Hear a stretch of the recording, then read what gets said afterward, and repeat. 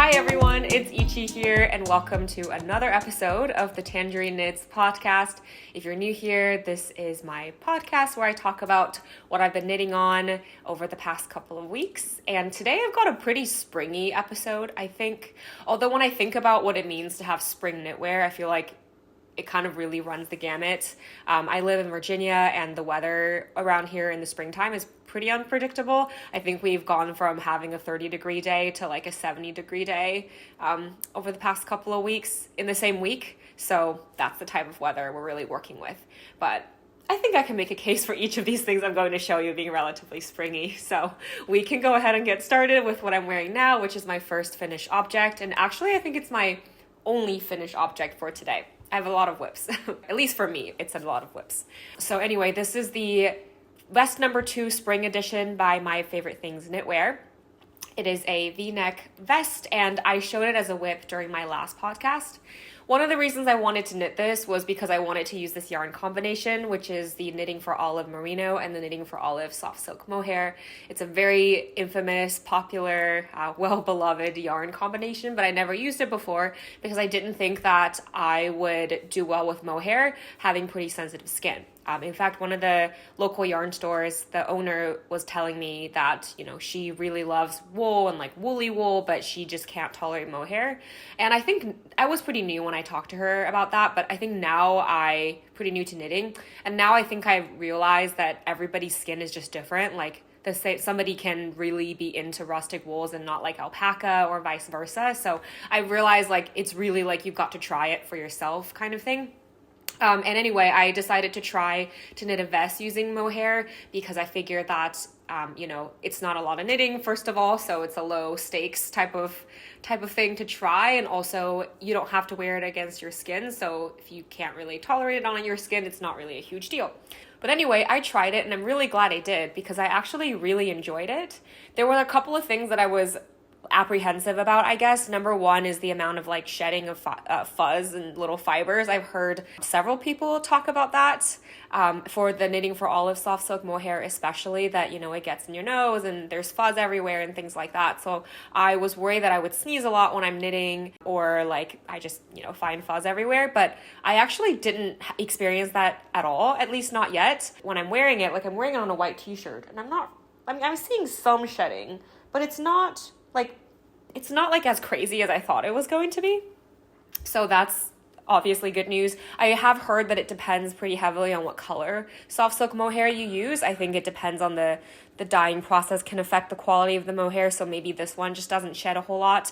The colors, by the way, if I haven't said, are dark Cognac for the Knitting for Olive Merino and dark Ocher for the soft silk mohair.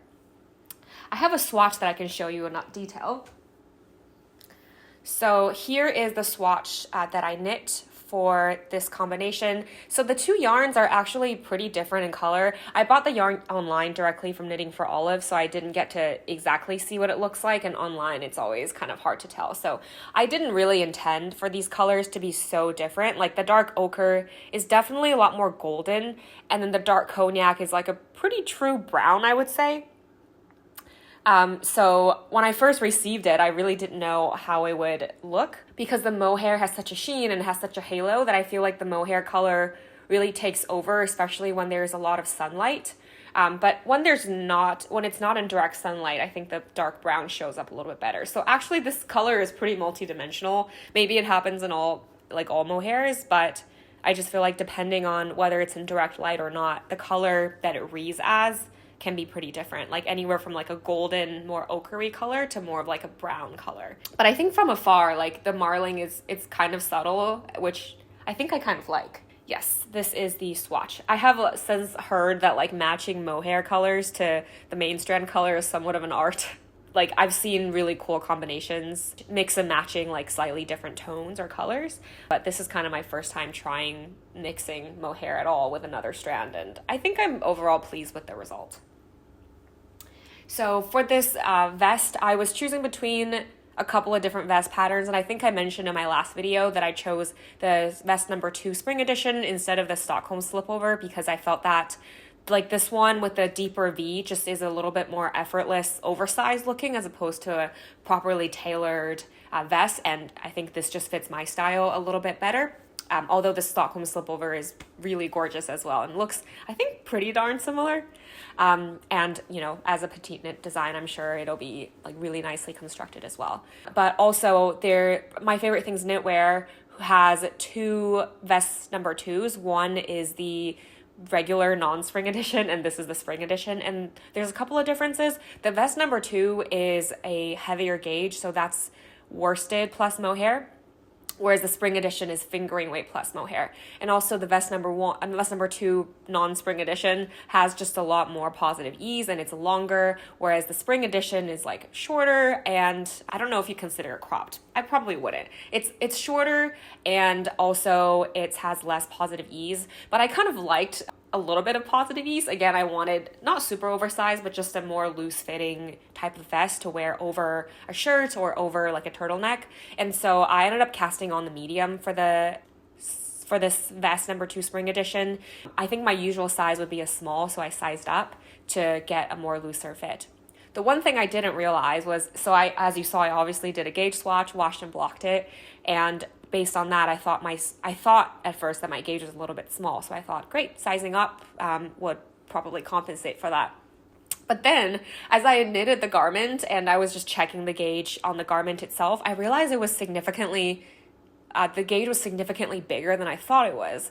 And so I was like, okay, like, you know, sometimes if you're knitting flat, your gauge is looser. But this was such a dramatic difference that I just remeasured my gauge. I remeasured again and realized that I like read my ruler wrong when I was measuring the gauge, which is so silly. But the ruler I was using, the markings isn't on the line for like, you know, say 10 centimeters. The marking is like between the lines, and I think I must have just gotten confused as to whether to read the mark on the left or the mark on the right of that actual label.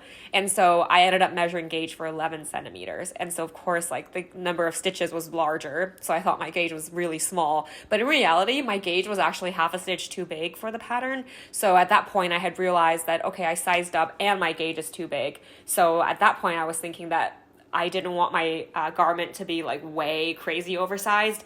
And so even though I cast it on for the medium and continue knitting in the medium, at the like underarms when you're casting on stitches, I just casted on the number of stitches called for in the small. So in the end, this is, I guess, a blend of the small and the medium. It's not quite as I guess, wide as the medium, but the top shoulder portion is a little bit bigger than the small. And I think overall it looks fine. It is a loose fit.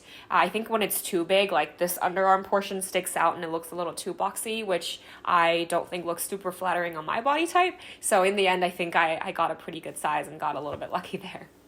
And let's see, this is actually my first vest that I've ever owned, I'm pretty sure. And if I ever did own a vest, it must not have been very memorable because I just don't remember ever trying to wear or style a sweater vest. I think that's true. But anyway, I actually found a sweater vest at my parents' house, like an old one. It was gray and had some argyle patterning on it. I think it's because that vest was like really fitted, so I had a hard time styling it. And this one, because it's a little bit more oversized, would be easier to style. I mean, honestly, I haven't worn this yet. This is my first time wearing it. I really just wanted to wear it for this video, and so I decided to try styling it this morning. But I actually really enjoy it. I think wearing it over a tee like this or over a turtleneck, I really enjoy. It's not quite as warm or overheating as I thought it would be, but at the same time, I don't think I would be comfortable in just a short sleeve tee. It's pretty chilly out today, but wearing this with this short sleeve tee, I'm very comfortable and I really enjoy the look. So this will be, I guess, the spring I tried to style a vest. I also have a shirt dress that's long sleeves and in like a beigey type of color. I think it would go well with this brown as a vest. So I'm looking forward to wearing that as well. So yeah, I really enjoy this and it's quite comfortable. Like I said, it's my first time like really wearing this besides trying it on, but so far it's very comfortable. I know I'm not wearing it next to skin, but like my arms still touch the garment and I don't have like any problems with it at all. And I did wear it just next to my skin just to see how it would feel, and it feels just fine. It's not itchy at all. So that's really great news. I think I definitely would consider like using this again for maybe like a cardigan or a little jacket or something like that to use this mohair. And then in terms of the yarn that I used, it really wasn't a whole lot. So I just went to weigh the rest of this mohair. I had bought 3 balls of the merino and 3 balls of the mohair. I used 2 full balls, and this is 13 grams left of the last ball, so about like half of the last ball of mohair, and I barely broke into the 3rd skein of the merino. So in the end, it was like a pretty light instead of the amount of yarn used, and so it was a good way to experiment with a mohair garment. So yes, I have really enjoyed this, and I'm looking forward to wearing it in the spring. My spring vest number 2. All right, and that is my only finished object for this week, but I have a couple of whips to show. The first one is the one that I'm most excited about. It is my, let's see, this is the front. Yes. It is my Oslo sweater, which is work in progress. I showed the yarn and a swatch last episode, and this is knit using the Illimani Feli. I'll have a ball of the yarn here. Yes, Illimani Feli, 70% ultrafine merino, 30% cashmere, and it has like I think they call it boucle. It's a white merino core with, I guess, a boucle of cashmere. It is incredibly soft. I had knitted a swatch last episode, and it just, even like feeling the swatch made me so excited to knit this sweater. And, I did say that I was going to knit the Stockholm sweater, which I actually did get the pattern and did start knitting it. But then the back panel, like the main difference is that the back panel of the Stockholm is like a rectangle, whereas the back panel of the Oslo is a trapezoid. So you can kind of see like it's a trapezoid in the back panel. And I'd seen other people knit the Stockholm sweater and they looked super beautiful. So I'm sure that the shaping is really nice. I know the Stockholm also has shoulder shaping as well.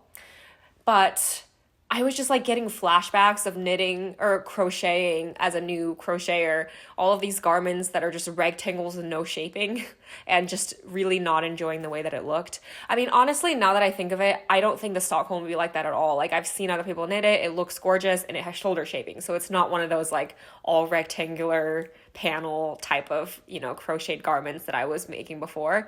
But at the same time, I don't know, maybe it was kind of an impulse. I decided to just like buy the Oslo pattern and just restart the Stockholm. I didn't get super far. I just started knitting like a little rectangle. So yes, I think, maybe in the end it would have been fine, but I just felt better trying the Oslo sweater. I think other than that, it's pretty similar. In fact, this one doesn't have shoulder shaping. So yeah, this one, you just knit the trapezoid in the back, and then you knit the front pieces, and it's a drop shoulder, so it's just a straight line down, and then the sleeves have decreases, but there's no shaping or anything on the sleeve. But yeah, let's see. I am so excited about it. I did try this on, in this half-finished state, and I am freaking obsessed with how nice this like folded collar looks. It just looks so beautiful. Like the shape of it. I have knitted folded collar clothing before, but I don't know, something about the way this sits. Maybe it's like the shape of the collar as well as like the thickness. It's just so nice. One modification I made to the collar was that the pattern, as with some of her other patterns, call for like a purl ridge to make a pretty nice folding line, like as if you're scoring a piece of paper. But I had seen on Knee Knits, his podcast, that some of her newer patterns use a double knitting technique. And I had read about that on the pattern for Petite Knit's weekend hat. She uses a double knitting technique. So I don't have any of the patterns that use said double knitting technique, but I just like figured, I know what double knitting is. Like, let me just try and see what it looks like. So again, I'm not sure what like her technique is, but in this case, I just knitted one row of double knitting, which I'm not sure if you can even still call that double knitting. So I just did one row of knit one, slip one with yarn in front. Yes, with yarn in front. And then I had seen that like the fabric was starting to curl. So I was like, okay, cool. That looks like a fold line. And then I just continued knitting as normal on the next rows. So I thought that was pretty neat. Again, not sure what her pattern is calling for, but I thought it looked pretty nice. Like, it definitely looks pretty nicely folded, in my opinion. What else? Let's see. Oh, I did make a mistake. I feel like every time I come on here to make a mistake, it's like confessional. Like, yeah, like I'm just like confessing my mistakes. But so after I got to the point where I like knit the body up to a certain point, I decided to knit the collar, and I had finished this one sleeve, and last night I was picking up stitches for this sleeve, and I realized I dropped a stitch. So I don't know if you can see. I marked it with a blue stitch marker in the back, so that might be obvious, but like over here, I dropped a stitch. So I think like this is supposed to be just one line, but this column just ends because I dropped a stitch. And I think because this yarn is pretty fuzzy, like the way Mohair is, the fuzz had like caught in another stitch. So like I didn't notice the live stitch at all because it was pretty well hidden. But as I was like poking around trying to pick up stitches, it came loose. And I was like, what is going on? And, you know, at that point, I had already knitted the sleeves and the body. Like, the only way to really properly fix it, where is that? Yeah, right here. The only way to properly fix it is to unravel the entire sweater. And I was not about to do that. So I just picked up, you know, I just went with it. It's a little bit unfortunate that it's in the front. So I feel like maybe will be able to kind of see it. Like the line here isn't super clean, you know, like on this side, it's just one clean line. And on this side, there's going to be that little, I guess, jog over here. So yeah, that's unfortunate. But I think what I'm going to do is just like secure the slip stitch in the back using some duplicative stitching. I think I saw a reverse duplicative stitching. Roxanne Richardson has a video on fixing these mistakes, like drop stitches with or without a, you know, column above. And this is one of the scenarios that she does show how to do. So for now, let's see if I can show you. For now, I've just marked the loose stitch with a stitch marker so it doesn't unravel at all. But I'm just going to go back and just, you know, secure it. But otherwise, oh wait, that's just a stitch marker. Hold on, where is that? Oh, here it is. Yeah, here's that loose stitch.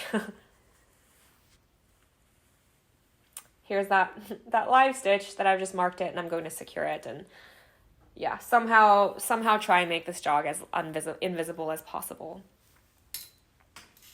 So yeah, I've been knitting on this as like my primary focus, I would say.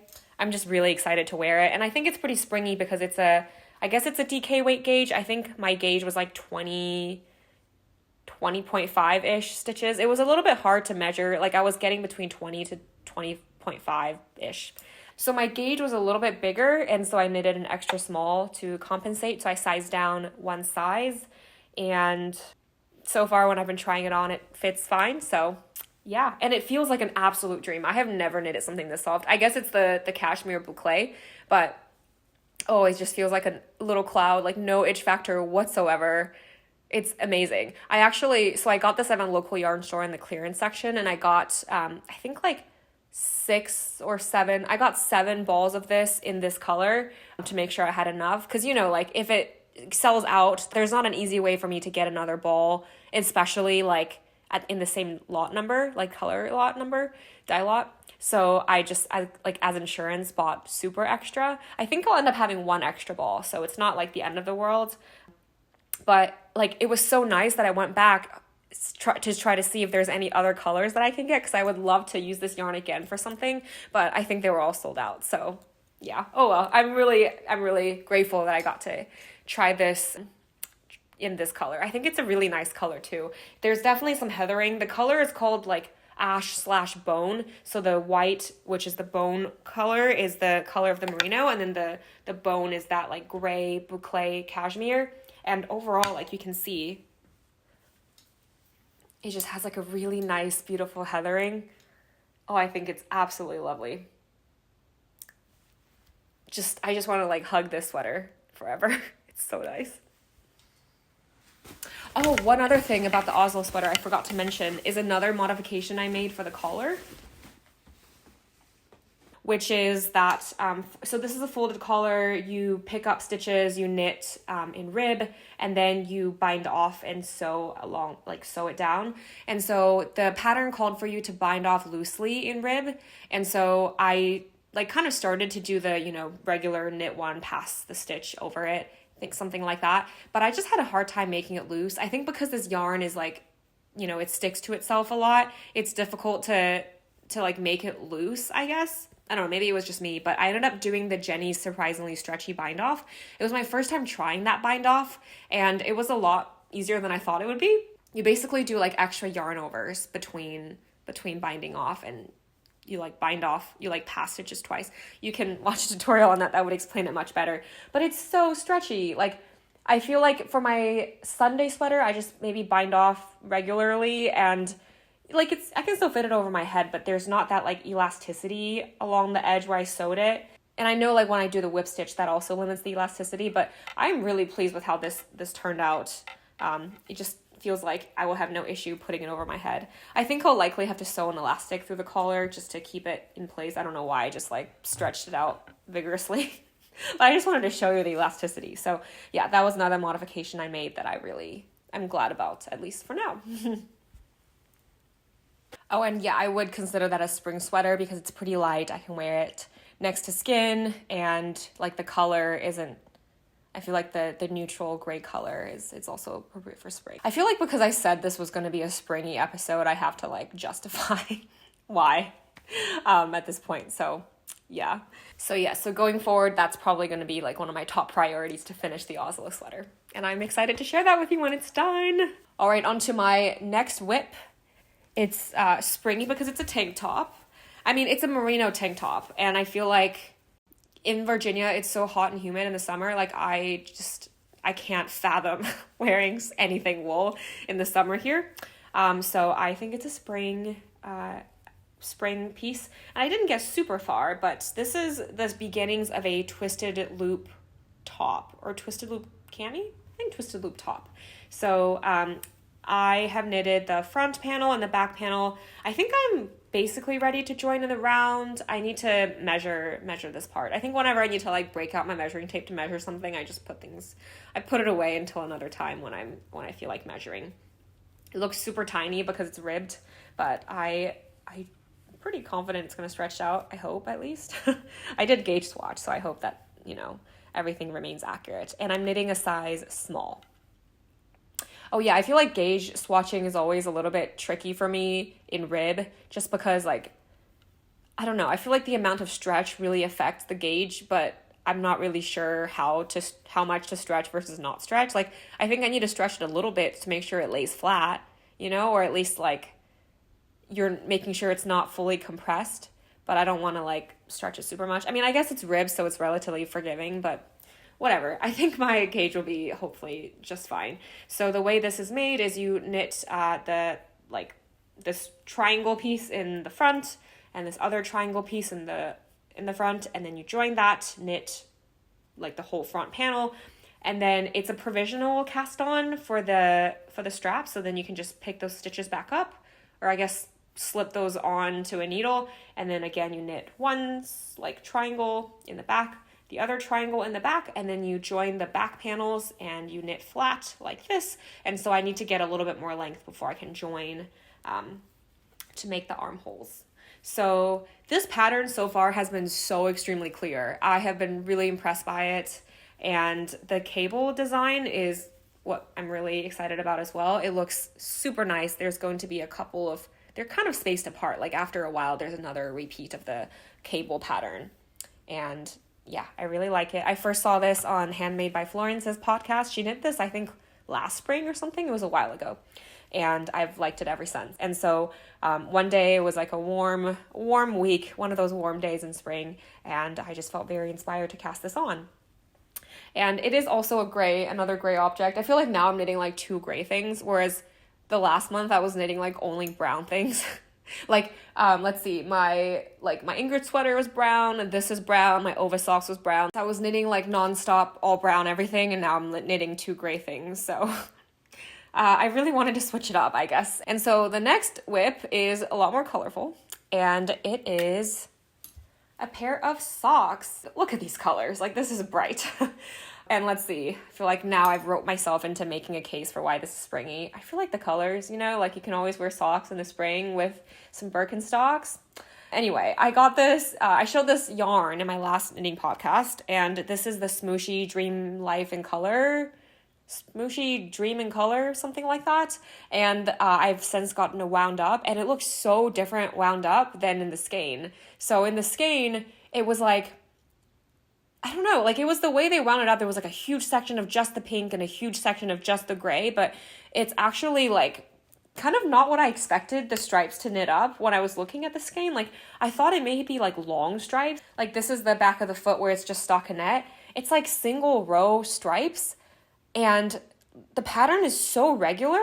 It's literally like 2 stripes of gray, 1 stripe of this like pinky variegated color, and then we have red and gray and that pink, and then gray, gray, red. Like it was like really not what I expected, but it's still really beautiful. And I think the way they paired, so if you didn't see, oh, where's my mini skein? This came, it was a sock set that came with one like of these colors, and then the other was this one. This is called Charged Cherry, and I'm obsessed with this color. It is so beautiful and bright and just like a little bit tonal. Yeah, I think the colors pair really nicely. And I was trying to debate what kind of a sock pattern to use for this yarn, because, you know, like it's already self-striping, so I feel like it's a little bit tricky to find a pattern that works. And looking at just the stripe, I didn't really want to just knit a vanilla sock because I wanted some texture to break up this like very uniform striping.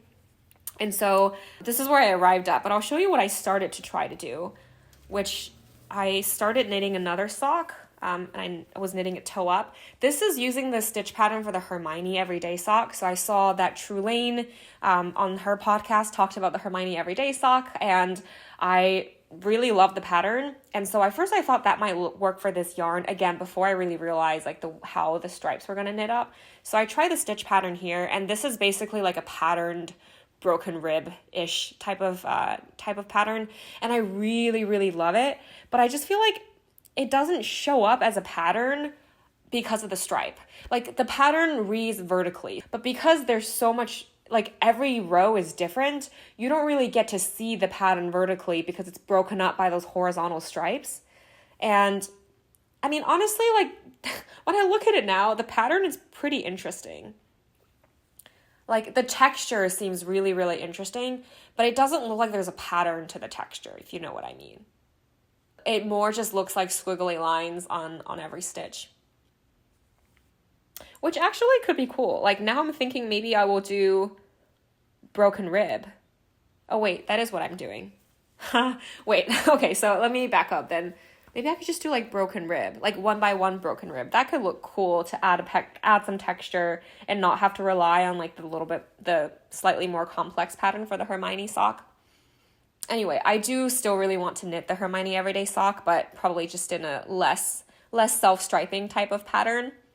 I think True Lane also mentioned that she tried to use that Hermione Everyday sock pattern using another yarn, and she found that it didn't work. And I definitely agree, like some sock yarns just don't work as well in this pattern, which is totally fine. I think in like a speckled or more tonal type of pattern, type of yarn, that pattern would look absolutely stunning. So anyway, I didn't unravel this just yet because I was still kind of exploring what type of stitch I wanted. So I just put this on hold, and while I started to like do some swatches basically on my other sock, and I tried like 3 by 1 rib, and I tried moss stitch, and I tried linen stitch. So linen stitch, it looked really woven. I feel like it would be better for a pillow than for like a sock. Moss stitch, I just didn't think worked super well with this pattern either. And in the end, I decided with 3 by 1 broken rib. So pretty similar to the broken record socks that I made for my boyfriend in just the Cascade Heritage, a solid color. That one was, I misread the pattern and did like 5 by 1 broken rib. And the pattern called for like, I think 2 by 1 broken rib. But this is 3 by 1 broken rib. Anyway, it's broken rib. So, and I really like the way it looks. I think it's uniform enough that you can like still see the self-striping pattern of the sock yarn, but it still breaks it up a little bit. So it's not just like only stripes. And so, yeah, I'm pretty happy with it. Also, as you can see, I'm knitting this toe up. My first time knitting a toe up sock. I figure that if I'm not knitting anything like particularly interesting for the sock pattern, and I just finished a pair of self-striping vanilla socks, I figured I'd try like just a different sock construction. So I decided to do this toe up, and I'm using the trusty toe up sock pattern. I don't know why I put that in air quotes. That's just the name of the pattern, but it's the trusty toe up sock pattern, and I use that to knit the toe, and it was a lot more straightforward than I thought it would be. So basically you do a Kathy's Magic cast on? Is it Kathy? Jenny's. Wait, hold on. That's Jenny's extra stretchy bind off. Judy's? Yeah, Judy's Magic cast on. I think that's right. And it's such a good cast on. Look how seamless that looks. I never tried it before. That's not true. I tried it once before, I think just as practice, because I was interested to learn the technique, and I just I couldn't figure it out. I don't know why, because I tried it again and it was like pretty straightforward and really ingenious, honestly. So yeah, look how like seamless that looks.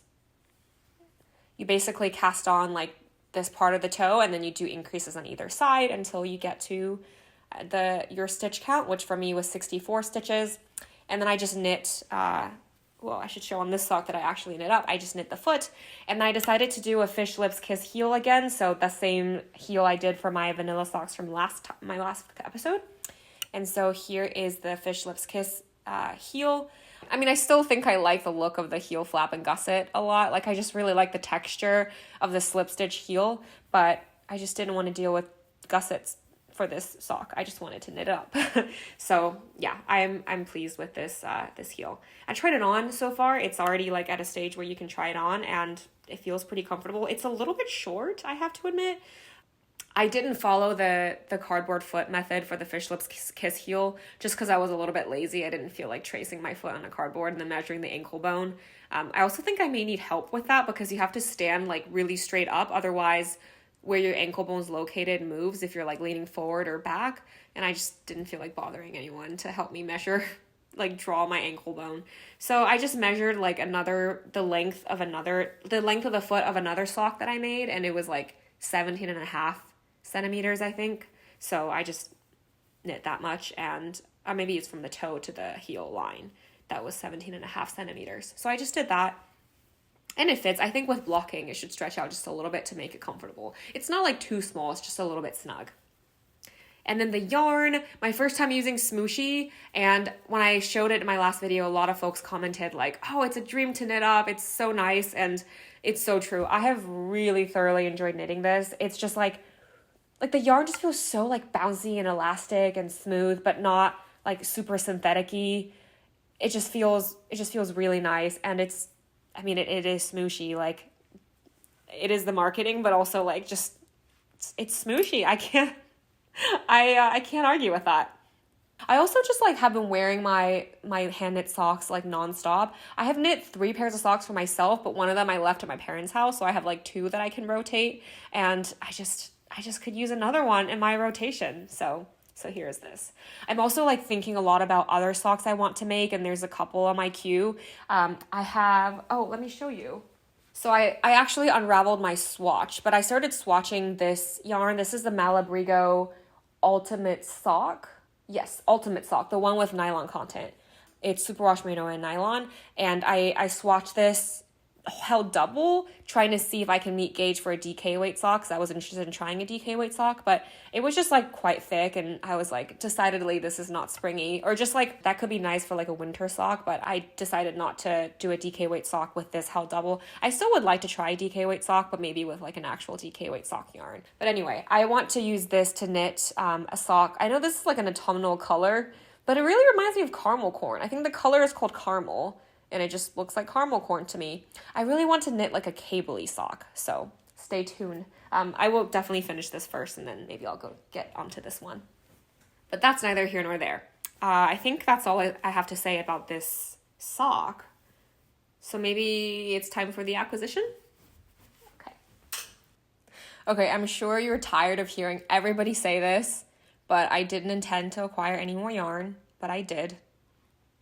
Again, from my local knitting store, I walked in to get something wound up. And I was just browsing, and to be fair, I did kind of like premeditate this purchase. I had seen this yarn the last time I was there, and I kind of had an idea that I kind of wanted it, but I didn't know what I wanted to make with it, so I resisted the urge. But I went back, and luckily they still had it in this color. So this is the Juniper Moon Farm Harriet Fine in the color Villa Blanca. I don't know. I'm being inconsistent with what language I think that is. This is 75% alpaca and 25% polyamide. It's 100 grams and 450 yards. So somehow there were a ton of this yarn in my knitting store, like in the clearance section, like bags and bags. And there were a bunch of different colors as well. And like a pretty good quantity of each of them too. I used like one alpaca that I thought was a little itchy, but this one I tried to feel on my skin and it feels amazing. Like I don't think it would be prickly at all. And I spent a lot of time like looking at Ravelry projects using this yarn, and people have said that it's really nice and it has like a slight halo. So not like a mohair, like not like this type of halo, but like a very slight halo. And I didn't want to knit something like quite at fingering gauge, but I think you can hold this double to make like a DK weight. There's like some metric for you to tell based on the weight and the yardage what like thickness the yarn is. And based on that, this held double would technically be a worsted gauge. But the salesperson at the yarn store also said that she thinks this held double would be a DK. And I've also heard other people say like fingering held double is DK. So I'm hoping I can make it DK. And even if it's a little bit like worsted, I can always size down. I haven't said what I wanted to use this for. I specifically got this because I have been seeing a lot of like mohair, a lot of cardigan patterns made out of like 2 strands of mohair that look really stunning. So I saw that Rachel from Night Sky Knitting made a loose cardigan, although she didn't use mohair, she used, I think, a wool. And I've also seen like the brand Saison has this Gaspard cardigan that's mohair wool and polyamide. And they have a lot of other just like beautiful, flowy mohair content cardigans. And I really, really like them. I considered using mohair, but I think I hadn't finished this vest yet. And I didn't know if I would want to knit like a springtime 2 strands of mohair type of like garment. Partly because I thought it would be too warm, which it really might be. Like mohair is quite warm. And so anyway, I was trying to look for an alternative that I can use that's like still pretty flowy, maybe has a slight halo that I can use to knit one of those types of cardigans. I feel like this would kind of fit the bill. It's going to be really drapey because it's alpaca. It has a slight halo, but I hoped it wouldn't be like as warm as mohair. I don't know if that's true. I know alpaca is really warm too, so that probably doesn't really help. But anyway, I decided to try it. So I got, I think 7 skeins, and as you can see, it's not wound up, so I'm going to have to go back to my yarn store to get it wound up, and I might buy something else. Oh, man. I don't know. We'll see. Maybe I'll resist.